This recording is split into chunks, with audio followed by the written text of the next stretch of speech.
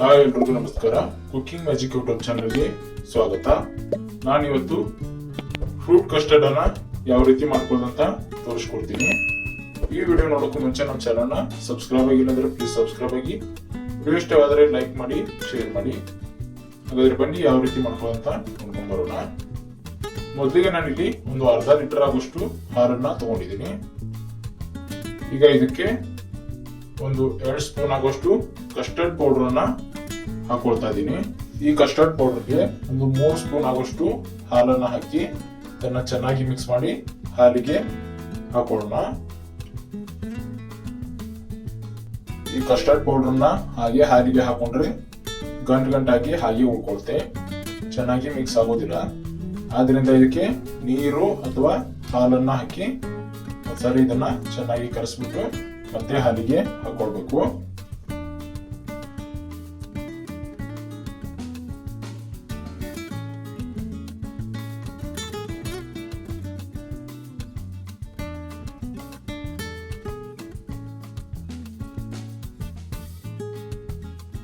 ಈಗ ಕಸ್ಟರ್ಡ್ ಪೌಡರ್ನ ಹಾಲಿಗೆ ಸೇರಿಸ್ಕೊಂಡಿದ್ದೀನಿ. ಈಗ ಇದನ್ನ ಒಂದ್ಸರಿ ಚೆನ್ನಾಗಿ ಮಿಕ್ಸ್ ಮಾಡ್ಕೊಳ್ಬೇಕು.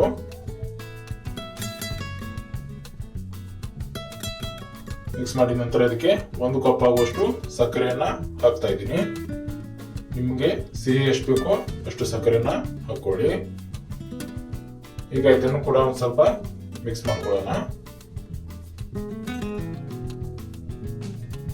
ಎಲ್ಲ ಚೆನ್ನಾಗಿ ಮಿಕ್ಸ್ ಮಾಡಿದ ನಂತರ ಈಗ ಇದನ್ನ ಕುದಿಸ್ಕೊಳ್ಬೇಕು. ಒಂದು ಬೌಲ್ಗೆ ಇದನ್ನ ಹಾಕೊಳ್ತಾ ಇದ್ದೀನಿ. ಇದನ್ನ ಸಕ್ಕರೆ ಕರಗುವವರೆಗೂ ಚೆನ್ನಾಗಿ ಕುದಿಸ್ಕೊಳ್ಳೋಣ.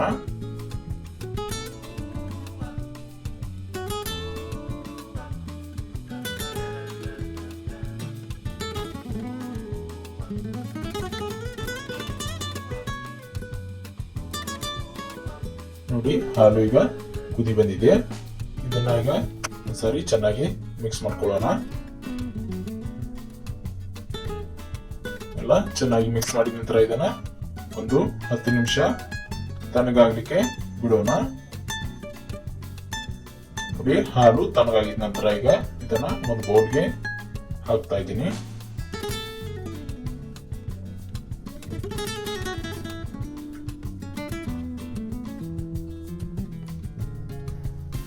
ಇಲ್ಲಿ 1 ಆಪಲ್ ಅನ್ನ, ಹಾಗೇನೆ 2 ಬಾಳೆಹಣ್ಣು, ಹಾಗೇನೆ ಸ್ವಲ್ಪ ದಾಳಿಂಬೆ ಹಣ್ಣನ್ನ ತಗೊಂಡಿದ್ದೀನಿ.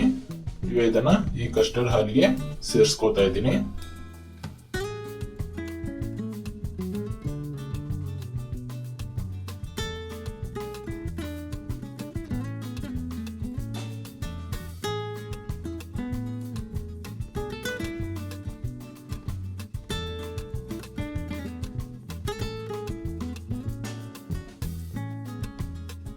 ಇದನ್ನ ಚೆನ್ನಾಗಿ ಮಿಕ್ಸ್ ಮಾಡ್ಕೊಳ್ಳೋಣ.